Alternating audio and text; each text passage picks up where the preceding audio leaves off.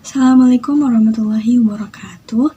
Halo semuanya, perkenalkan nama saya Dewi Apriliani dengan NIM 0311122040. Saya mahasiswa semester 3 di Prodi Akuntansi di STI Suta Atmaja Subang. Dalam video ini saya akan membahas mengenai laporan keuangan pada PT Gudang Garam Tbk dan entitas anak untuk memenuhi penugasan akhir mata kuliah Akuntansi Keuangan 1 yang diampu oleh Ibu Trisandi Eka Putri SEMSI.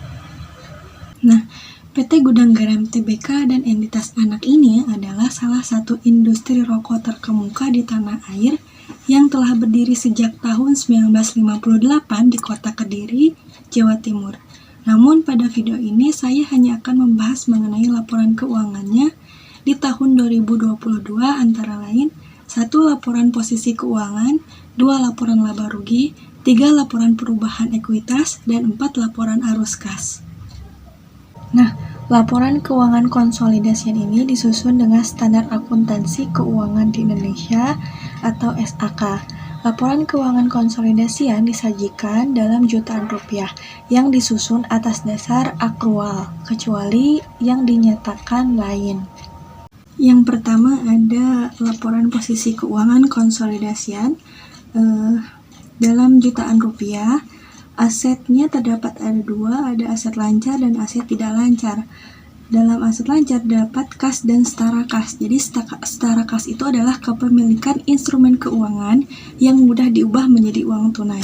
Kemudian ada piutang usaha pihak ketiga. Jadi piutang usaha pihak ketiga ini adalah tagihan perusahaan kepada pihak lain atau pihak ketiga yang timbul atau terjadi karena adanya transaksi penjualan barang atau jasa secara kredit seperti asuransi, sewa, dan gaji. Yang selanjutnya ada persediaan, PPN dibayar di muka, beban dibayar di muka, dan aset lancar lainnya. Sehingga total aset lancar sebanyak 55.445.127 juta rupiah. Kemudian ada aset tidak lancar. Antara lain ada aset tetap bersih, aset hak guna. Aset hak guna ini adalah aset yang menggambarkan hak penyewa dalam penggunaan aset sewaan selama periode sewa. Kemudian ada aset pajak tangguhan bersih. Aset pajak tangguhan bersih adalah jumlah pajak penghasilan yang dipulihkan atau dapat dilakukan perubahan pada periode masa yang akan datang. Kemudian ada pajak penghasilan dibayar di muka dan aset tidak lancar lainnya, sehingga total aset tidak lancar sebanyak 33.117.490 juta rupiah. Sehingga total keseluruhan aset yang dimiliki PT Gudang Garam ini sebanyak 88.562.617 juta rupiah. Nah, selanjutnya ada liabilitas dan ekuitas. Nah, di liabilitas ini terdapat 2 jenis, ada liabilitas jangka pendek dan liabilitas jangka panjang. Di liabilitas jangka pendek terdapat pinjaman bank jangka pendek sebesar 10.48.007 juta rupiah. Kemudian ada pinjaman bank jangka panjang yang jatuh tempo dalam 1 tahun. Kenapa masuk ke dalam liabilitas jangka pendek? Karena jatuh temponya selama 1 tahun sebesar 23.077 juta rupiah. Kemudian ada utang usaha sebesar 1.308.958 juta rupiah. Kemudian ada utang pajak sebesar 573.773 juta rupiah. Selanjutnya ada utang cukai, PPN, dan pajak rokok sebesar 16.266.318 juta rupiah. Ada liabilitas jangka pendek lainnya sebesar 904.877, sehingga total dari liabilitas jangka pendek sebesar 29.125.010 juta rupiah. Selanjutnya ada liabilitas jangka panjang. Terdapat pinjaman bank jangka panjang setelah dikurangi bagian yang jatuh tempo dalam 1 tahun yang berada di liabilitas jangka pendek tadi sebesar 65.385 juta rupiah. Kemudian ditambahkan dengan liabilitas imbalan pasca kerja sebesar 1.188.123 juta rupiah, liabilitas pajak tangguhan bersih sebesar 328.133 juta rupiah. Total liabilitas jangka panjang sebesar 1.581.641 juta rupiah. Nah, jadi total keseluruhan liabilitas PT Gudang Garam Tbk ini sebesar 37.006.651 juta rupiah.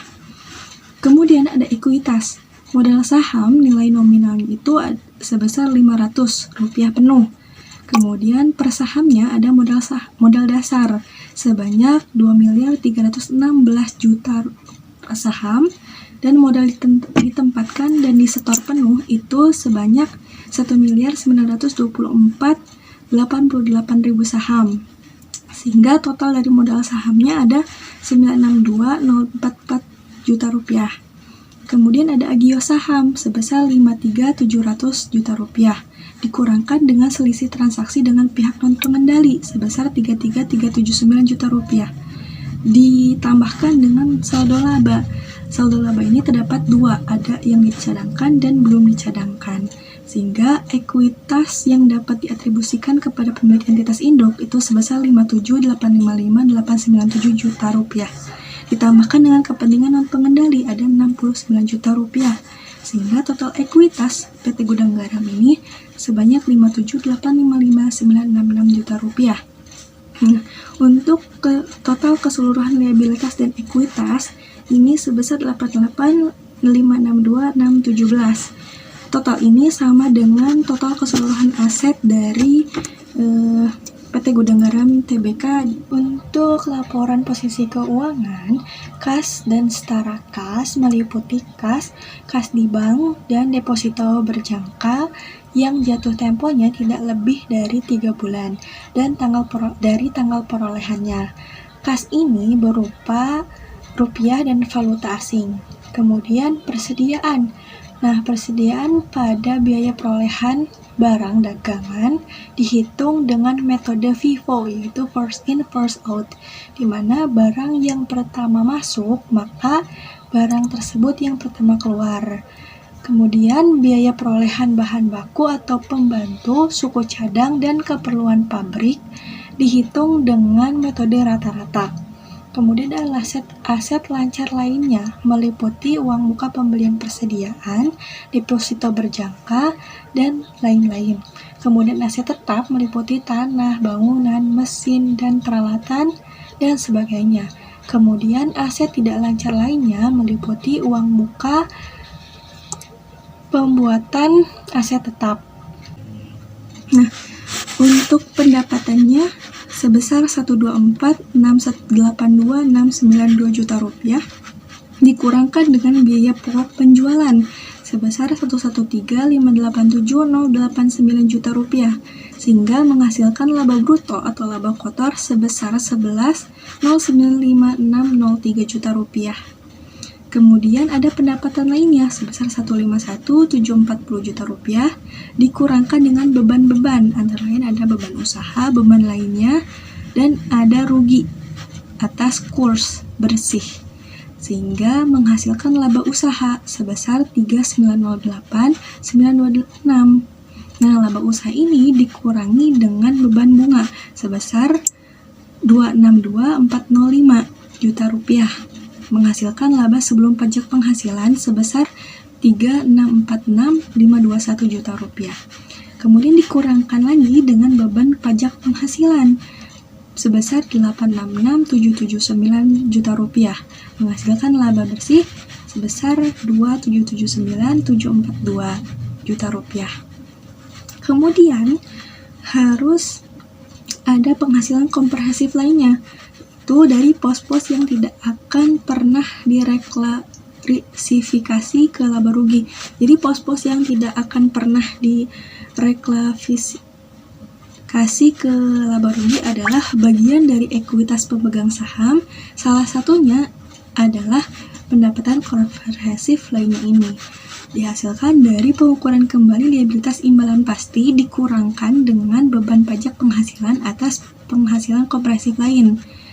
Itu menghasilkan total penghasilan komprehensif lainnya itu sebesar 117.148.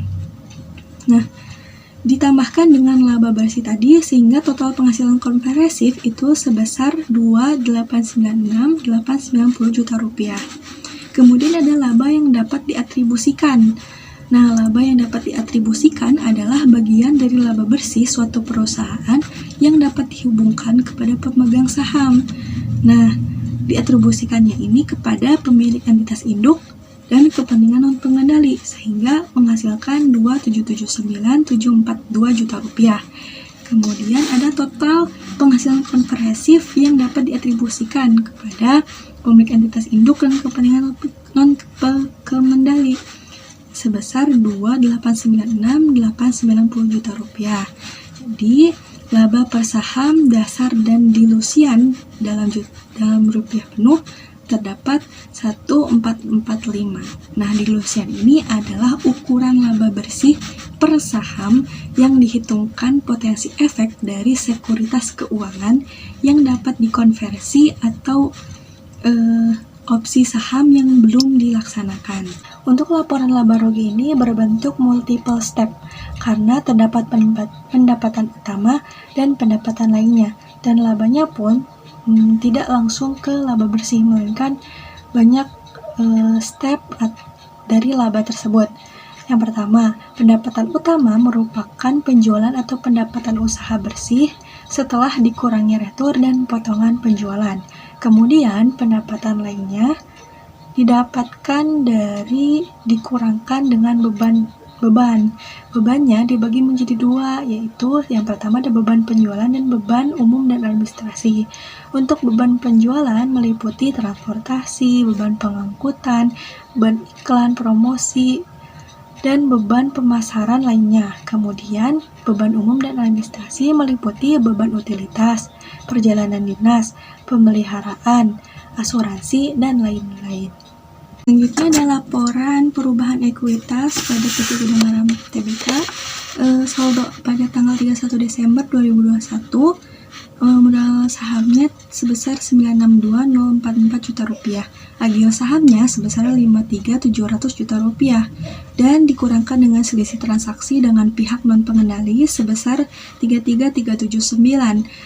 Kemudian ada saldo laba yang dicadangkannya ada 200 juta rupiah dan saldo laba yang belum dicadangkannya ada 58.105.843. Ditambahkan dengan total penghasilan komprehensif sampai 2022 menghasilkan laba sebesar 2.779.739 dan ditambahkan dengan total penghasilan komprehensif lain sebesar 117.748 dan dikurangi dengan dividen kas sebesar 4.329.198 sehingga saldo laba yang belum dicadangkan pada tanggal 31 Desember 2022 itu sebesar 56.673.532.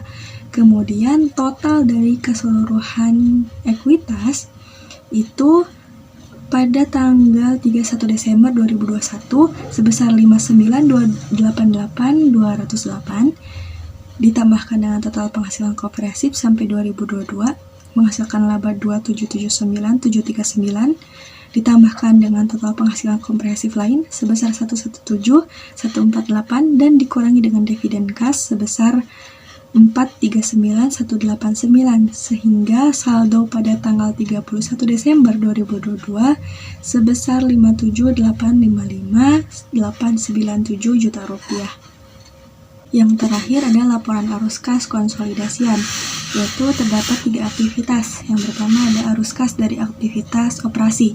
Terdapat penambahan dari penerimaan kas dari pelanggan sebesar 125.276.203 juta rupiah. Dikurangkan dengan pembayaran kas kepada pemasok sebesar 106.238.153 juta rupiah. Dikurangkan lagi dengan pembayaran untuk beban usaha, dikurangkan lagi dengan pembayaran kas kepada karyawan, dan ditambahkan penerimaan bunga, dikurangi dengan pembayaran bunga, dikurangkan dengan pembayaran pajak penghasilan badan, dan dikurangkan dengan pembayaran penerimaan lainnya, sehingga kas bersih dari aktivitas operasi itu sebesar 9.867.984 juta rupiah. Kemudian yang kedua ada arus kas dari aktivitas investasi, yaitu tidak ada penarikan deposito berjangka. Kemudian dikurangkan dengan penempatan deposito berjangka, dikurangkan lagi dengan perolehan aset tetap, dan ditambahkan kepada penerimaan kas dari penjualan aset tetap, sehingga kas bersih untuk aktivitas investasi itu minus 5.349.857 juta rupiah. Kemudian yang ketiga ada arus kas dari aktivitas pendanaan. Itu penerimaan dari pinjaman jangka pendek dikurangkan dengan pembayaran pinjaman jangka pendek, dikurangkan lagi dengan pembayaran pinjaman jangka panjang, dan pembayaran dividen kepada dikurangkan pemilik entitas induk, sehingga kas bersih untuk aktivitas pendanaan sebesar minus 4.595.403 juta rupiah. Nah, dari keseluruhan aktivitas arus kas, didapatkan laba atas kurs kas dan setara kas sebesar 1.489.8 juta rupiah, sehingga terjadi penurunan bersih kas dan setara kas. Kenapa disebutkan penurunan bersih kas dan setara kas? Yaitu kas dan setara kas pada awal tahun sebesar 3.771.404, sementara kas dan setara kas akhir tahun lebih kecil nilainya dibandingkan dengan kas awal tahun, yaitu sebesar 3.709.026. Selisihnya adalah 62.378. Itulah kenapa disebutkan penurunan bersih kas dan setara kas pada tahun 2022 ini. Mungkin hanya sekian video saya mengenai laporan keuangan pada PT Gudang Garam Tbk dan entitas anak. Mohon maaf bila banyak kekurangan kesalahan pada kalimat saya. Terima kasih. Wassalamualaikum warahmatullahi wabarakatuh.